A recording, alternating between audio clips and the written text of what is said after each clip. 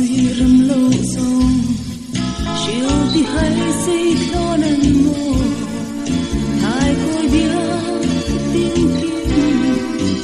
in lan ma lệ chàng đang càng dài đều thấy cả chàng tổ xí lâu Phengphelenga của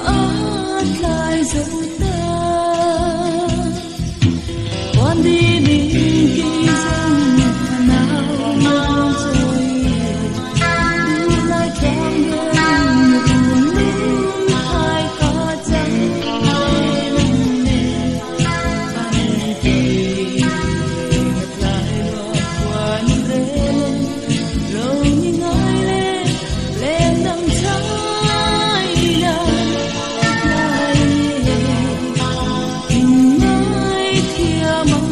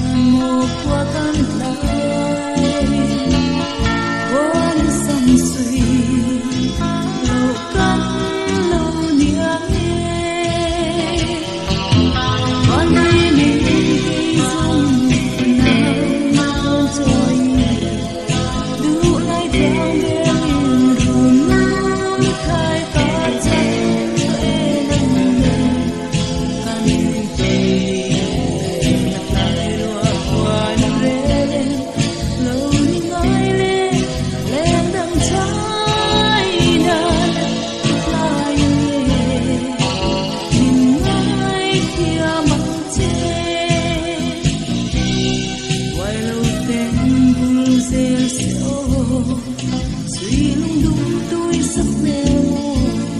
hai khối bia đi lên số tôi mô